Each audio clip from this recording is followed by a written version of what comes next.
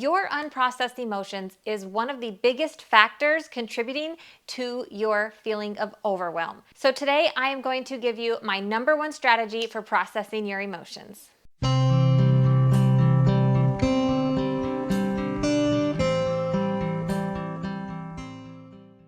Hello and welcome back to my channel. My name is Morgan with Morganlee Yoga.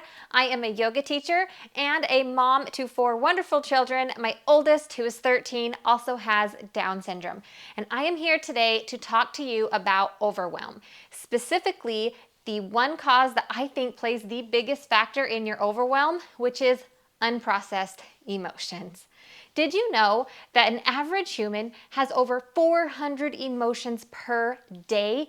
That is a lot of emotions to go through. And most of these just come right through and out and pass, and we don't even realize they were there.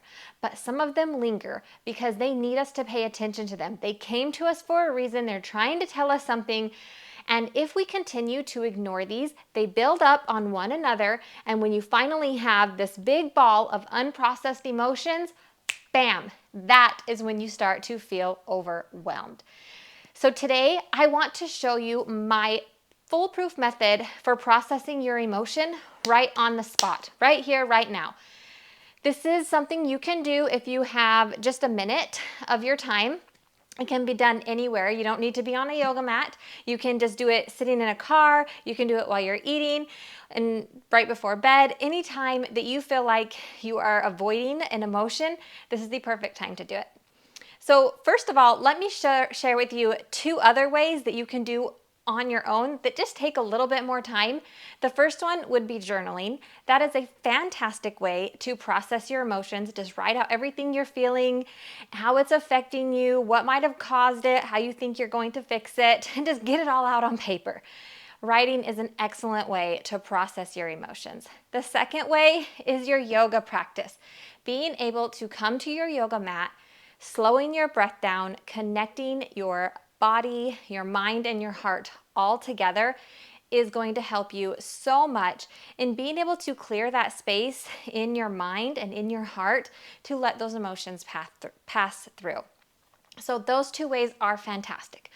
But sometimes we don't have the time to get on our mat or to sit down and write in our journal. And so this is when I use my tool for processing emotions. And I've also used this for my kids. When they come to me, and especially my youngest, she's 7, she'll come to me and say, "Mom, I don't feel very good. Something's bugging me, but I don't know what." I love to walk her through this process. And by the end, every single time she gives me a big hug and she's like, "Thanks, I feel better now." And she just runs off. So you can use this as a teaching tool for your kids. You can use this for yourself to help you prevent overwhelm and to help you really get a handle of those big emotions in your life. Maybe you're avoiding them. Maybe you're too scared to feel them, but it's something that needs to happen. So let's just go ahead and dive right into this method. There's not really a name for it. We're basically just going to go inward and find our emotion. So the first thing I want you to do is to close your eyes, and we're going to connect to our breath. We're going to take a big breath in and a long, slow exhale out. Inhale and exhale. Now I want you to keep your eyes closed and just take a moment and go inside and see if you can find your emotion. It's either hiding from you or you've been avoiding it. You know exactly where it is. See if you can find it. Mine typically hang out in the deep part of my stomach, sometimes in my heart or my chest, and every now and then in my throat. So just take a moment and see if you can find the source, the hangout spot for your emotion. And then once you find it, breathe, take a deep breath in and a long breath out. Now I invite you to describe what that emotion looks like. What color is it? How big is it? Is it like a smooth object? Is it hard, rough? Is it big and tangly? Some examples of this might be a big black bowling ball in the pit of my stomach. Or sometimes when I'm feeling kind of anxious or scared, it's almost like a gray swirling tornado in my chest. Sometimes it's a ball of yarn that's kind of all tangled together and you can't make sense of it. So see if you can find yours, see if you can give it a color and describe it. Try to say it out loud.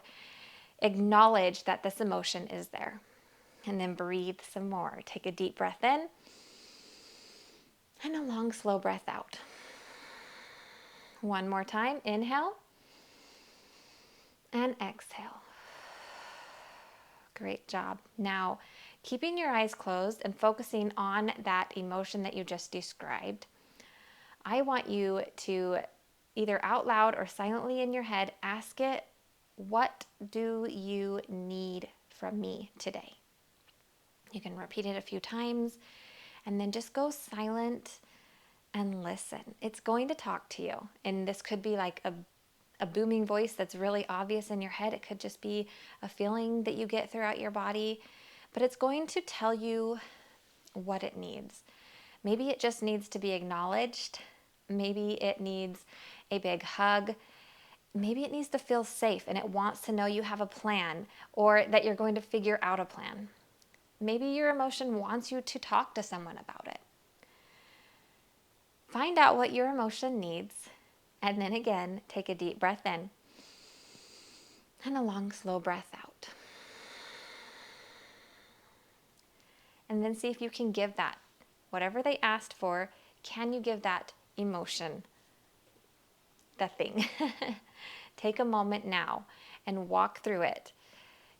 Give whatever you need to give. If it's a hug, wrap your arms around you, give yourself a hug. If it's a plan, tell it that everything is going to be okay and that you have a plan, or that you are going to sit down and make a plan. Breathe.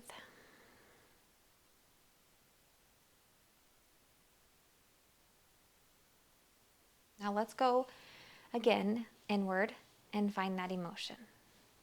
Did it change locations? Has it changed size or color? Is there anything different about your emotion? Notice it, acknowledge it, describe it out loud, and breathe.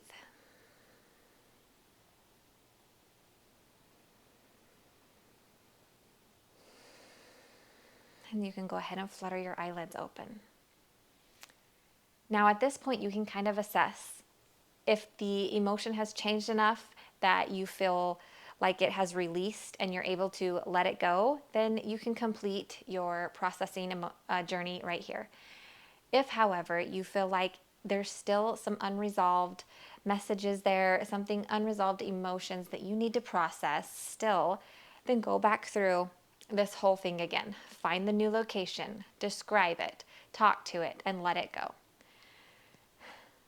This method has helped me numerous times.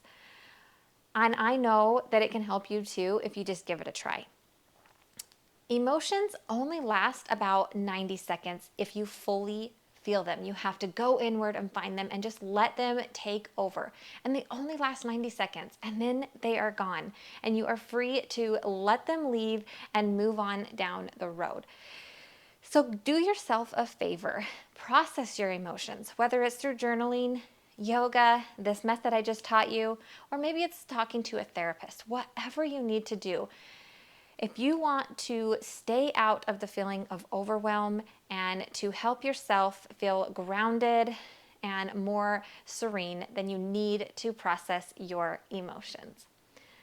This is something that we do regularly inside the Serenity Collective membership on my website. This membership is specifically for Down syndrome moms and a few other special needs moms who just feel overwhelmed. They have a chaotic life and they're not sure how to handle it all.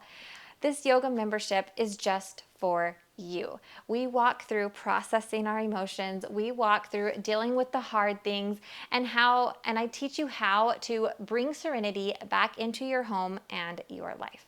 Please check out the Serenity Collective membership in the link down below, and I will catch you in our next video. Namaste.